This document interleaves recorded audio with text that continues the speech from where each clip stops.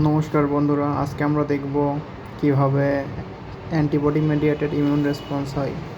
তো এর জন্য আমরা প্রথমেই আমাদের এই ফিগারটা খুব ইম্পর্ট্যান্ট। প্রথমে দুইটা কথা বলে রাখি, এখানে যারা এক্সট্রাসেলুলার প্যাথোজেন আছে তারা MHC2 এর মাধ্যমে হেল্পার টি সেলের কাছে প্রেজেন্ট হবে, এবং যারা ইন্ট্রাসেলুলার প্যাথোজেন আছে তারা MHC1 এর মাধ্যমে সাইটোটক্সিক টি সেলের কাছে প্রেজেন্ট হবে। তো আমরা ধরি যে আমাদের এক্সট্রাসেলুলার একটা প্যাথোজেন ধরি, সেটা হচ্ছে ইমিউনোজেন, সেটা অ্যান্টিজেন প্রেজেন্টিং সেল যেমন ম্যাক্রোফেজ, বি সেল, এদের মাধ্যমে ধরি ম্যাক্রোফেজের মাধ্যমে তাহলে প্রেজেন্ট হবে। ম্যাক্রোফেজের গায়ে জানে আমরা কি থাকে, MHC2 ক্লাস 2 MHC। তো যখন ইমিউনোজেন বা ফরেন কোনো অ্যান্টিজেন ম্যাক্রোফেজের সারফেসে আসবে, তখন এটা ম্যাক্রোফেজ এনগাল্প করার পর ডিস্ট্রয় করার পরে এই অ্যান্টিজেনগুলো ডিস্ট্রয়েড যে অ্যান্টিজেন সেগুলো ম্যাক্রোফেজের সারফেসে চলে যাবে। ম্যাক্রোফেজের সারফেসে যাওয়ার পরে হেল্পার টি সেলের যে CD4 রিসেপ্টর আছে, সেই রিসেপ্টরটা অ্যান্টিজেনকে রিকগনাইজ করবে এবং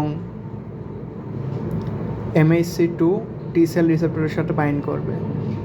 এই সংযোগের ফলে এখানে ইন্টারলিউকিন-1 সিক্রেট হবে। ইন্টারলিউকিন-1 হেল্পার টি সেলকে অ্যাক্টিভেট করবে। হেল্পার টি সেল অ্যাক্টিভেট হওয়ার পরে activated helper T cell interleukin four and interleukin five production করবে।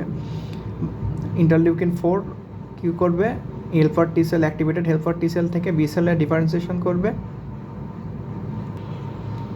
এবং ইন্টারলিউকিন-5 কী করবে, বি সেলকে অ্যাক্টিভেট করবে। যার ফলে এখানে বি সেল তৈরি হলো। বি সেল এখন কী করবে, বি সেল থেকে মেমোরি বি সেল তৈরি হবে এবং প্লাজমা সেল তৈরি হবে। প্লাজমা সেল থেকে অ্যান্টিবডি তৈরি হবে।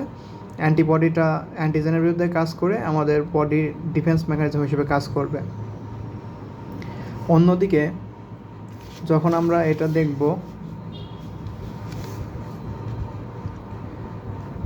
অ্যাক্টিভেটেড হেল্পার টি সেল থেকে সাইটোটক্সিক টি সেল হবে। এটা কীভাবে হবে, activated helper T cell interleukin two production করবে। ইন্টারলিউকিন-2 অটোক্রাইন হিসেবে কাজ করবে এবং ইন্টারলিউকিন-2 হেল্পার টি সেল থেকে সাইটোটক্সিক টি সেল হবে। সাইটোটক্সিক টি সেলে ইন্ট্রাসেলুলার যেসব প্যাথোজেন সেগুলো ডেথ হবে এবং মেমোরি সাইটোটক্সিক টি সেল হবে।